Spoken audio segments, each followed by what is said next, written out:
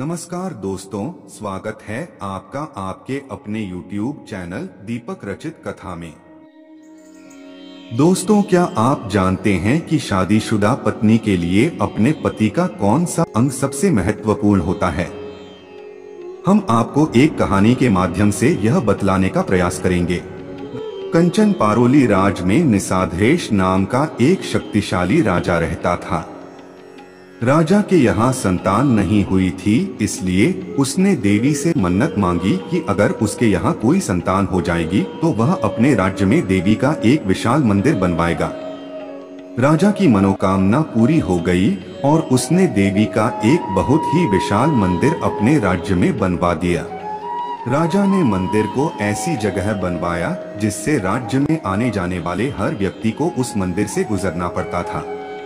राजा के राज्य में सब कुछ ठीक चलने लगा और सभी लोग उसके राज्य में देवी की पूजा करने लगे।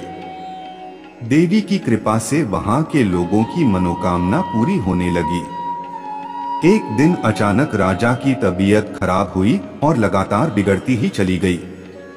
जब राजा का अंतिम समय आया तो उसने अपने बेटे को बुलाया और कहा कि बेटा, हमारे राज्य के मंत्री तुम्हारे पिता की तरह ही हैं और मेरे जाने के बाद तुम सदा इनकी बात मानना।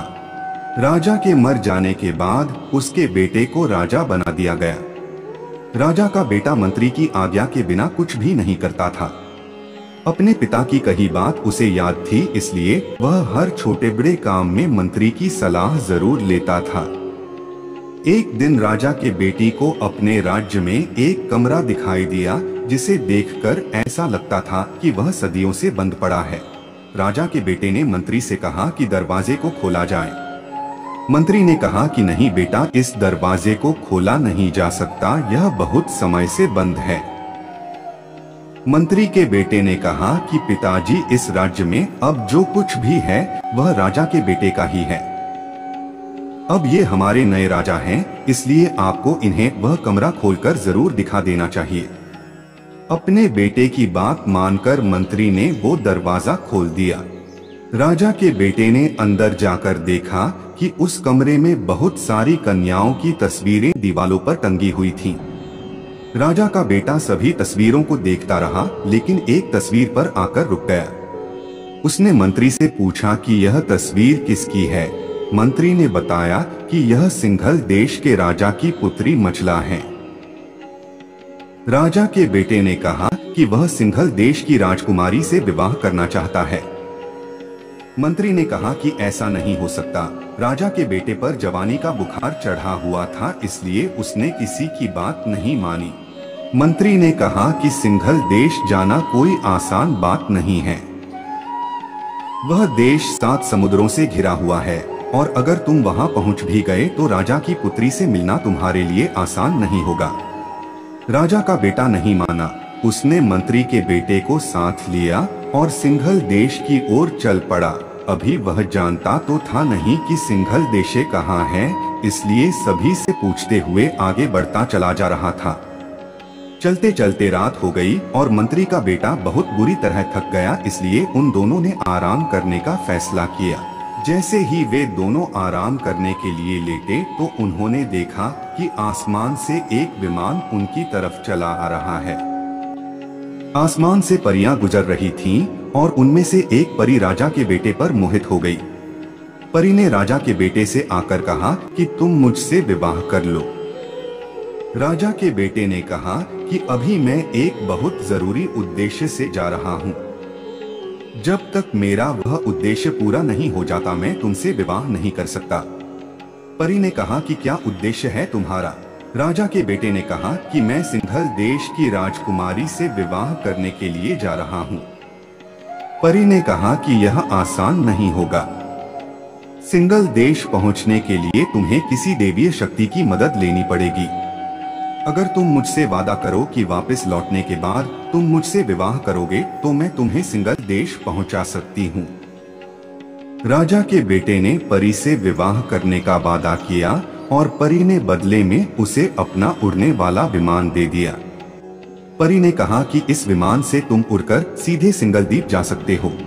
परी ने राजकुमार को एक अंगूठी भी दी और कहा कि जब तक यह तुम्हारे हाथ में रहेगी तब तक तुम्हारे ऊपर कोई आपत्ति नहीं आएगी। राजकुमार का बेटा मंत्री के बेटे को लेकर विमान की मदद से उड़कर सिंघल देश पहुंच गया। सिंघल द्वीप पहुंचकर दोनों बहुत बुरी तरह थक गए। राजा के बेटे ने देखा कि पास में ही एक बुढ़िया का मकान है। उसने सोचा कि इस बुढ़िया के यहाँ जाकर जलपान कर लिया जाए और साथ ही राजकुमारी के बारे में बात भी हो जाएगी। राजकुमार को पता नहीं था कि वह बुढ़िया एक जादूगरनी थी। जो भी राजकुमार राजकुमारी से विवाह करने के लिए सिंघल देश आता था, वह बुढ़िया उसे अपने जादू से मक्खी बनाकर दीवार पर चिपका देती थी। इसलिए अभी तक कोई भी राजकुमार राजकुमारी मचला तक नहीं पहुंच पाया था। राजा का बेटा बहुत भोला था, लेकिन मंत्री के बेटे को उस बुढ़िया पर शक हो गया। मंत्री के बेटे ने राजकुमार से कहा कि तुम जाकर भोजन कर लो, तब तक मैं यहीं रुकता हूँ। राजा का बेटा जैसे ही बुढ़िया के पास गया, उसने राजकुमार पर मंत्र चलाकर उसे मक्खी बनाने की कोशिश की, लेकिन बुढ़िया का कोई भी जादू राजकुमार पर असर नहीं किया। बुढ़िया समझ गई कि जरूर इसके पास कोई देवी शक्ति है, जिसकी वजह से मेरा मजबूत जादू इस पर काम नहीं कर रहा। कुछ समय बाद बुढ़िया ने एक बार फिर राजकुमार पर जादू करना चाहा, लेकिन वह कामयाब नहीं रही। लेकिन इस बार उसे समझ में आ गया कि राजकुमार के हाथ में परी के द्वारा दी गई अंगूठी है और उसी के कारण उस पर कोई जादू काम नहीं कर रहा। बुढ़िया ने बहुत ही मीठी मीठी बातें करना चालू कर दिया। उसने राजकुमार से कहा कि मेरा कोई भी बेटा नहीं, इसलिए तुम आए तो मुझे बहुत अच्छा लगा। इस तरह मीठी बातें करते हुए बुढ़िया ने कहा कि मेरा एक बेटा था और वह बिल्कुल तुम्हारी तरह ही दिखता था, इसलिए बेटा तुम मेरे गले लग जाओ। जैसे ही राजकुमार बुढ़िया के गले लगा, उसने राजकुमार के हाथ से अंगूठी निकाल ली। अंगूठी निकालते ही बुढ़िया ने जादू करके राजकुमार को मक्खी बनाकर दीवार से चिपका दिया। जब बहुत समय तक राजकुमार नहीं आया, तो मंत्री का बेटा समझ गया कि जरूर बुढ़िया ने उसके साथ कुछ किया है। मंत्री का बेटा चालाक था, उसने सोचा कि अगर मैं बुढ़िया के पास जाऊंगा वह मुझे भी कुछ कर देगी, इसलिए वह वापस उन परियों के पास पहुंचा जिन्होंने राजकुमार को अंगूठी और उड़ने वाला विमान दिया था। मंत्री के बेटे ने राजकुमार के गायब होने की खबर या परी को दी, जो राजकुमार पर मोहित हो गई थी। वह परी बहुत चिंतित हो गई और उसने कोई हल निकालने का फैसला किया। परी ने जादू करके पता किया कि उस बुढ़िया के प्राण एक चिड़िया के अंदर हैं। परी ने मंत्री के बेटे को बताया कि समुद्रों के बीच एक द्वीप है, जिसमें एक बहुत ही खतरनाक जंगल है, जो बहुत ही विशालकाय वृक्षों, कटीली झाड़ियों और हिंसक पशुओं से भरा पड़ा है। वन के बीचों बीच एक पिंजरा है, जिसमें एक चिड़िया है। उस चिड़िया में ही बुढ़िया के प्राण है। अगर तुम जाकर उस चिड़िया को मार दो तो वह बुढ़िया भी मर जाएगी और फिर राजकुमार ठीक हो जाएगा। मंत्री का बेटा उड़ने वाले विमान पर बैठकर उस पिंजरे को ले आया और उसने उसके अंदर बैठी चिड़िया को मार दिया। उसने जैसे ही चिड़ियों को मारा, वैसे ही वह बुढ़िया भी मर गई। बुढ़िया के मरते ही उसका जादू बेअसर हो गया और उसने जितने भी राजकुमारों को मक्खी बनाकर दीवार पर चिपकाया था, वह सब वापस इंसान बन गए।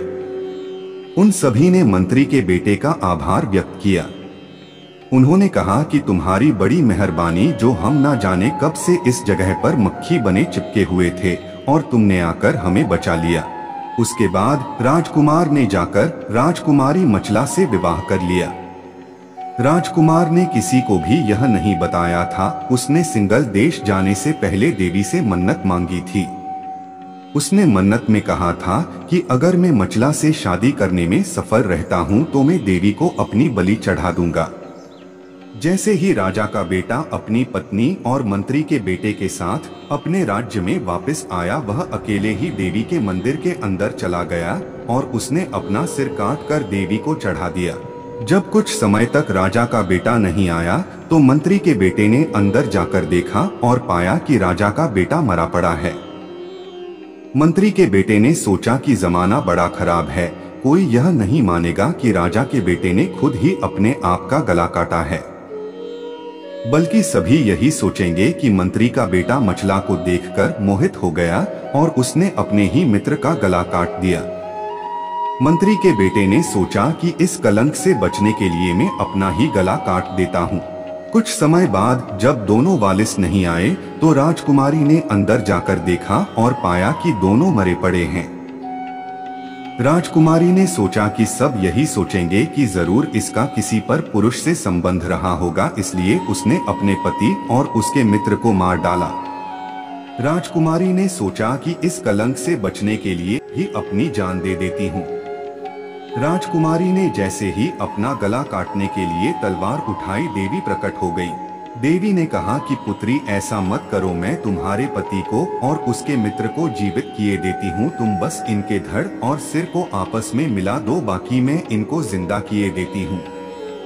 राजकुमारी ने जल्दी जल्दी में एक सिर दूसरे के धड़ से और दूसरे का सिर पहले के धड़ से मिला दिया। देवी ने भी जल्दी से दोनों को जिंदा कर दिया। जिंदा हो जाने के बाद राजकुमारी ने देखा कि मुझसे बहुत बड़ी भूल हो गई है। अब तो वह असमंजस में पड़ गई कि वह किसको अपना पति माने।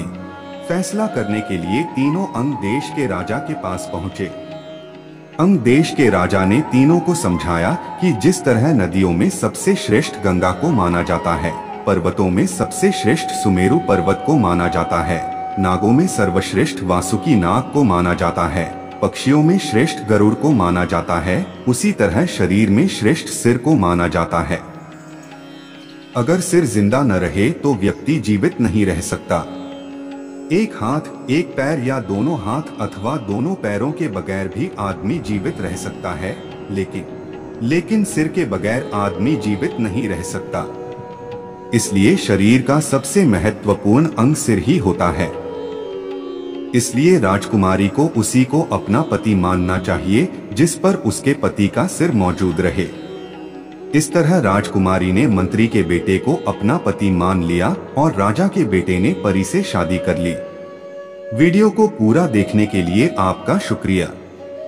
मिलेंगे आपसे अगले वीडियो में एक नई रोचक जानकारी के साथ, लेकिन उससे पहले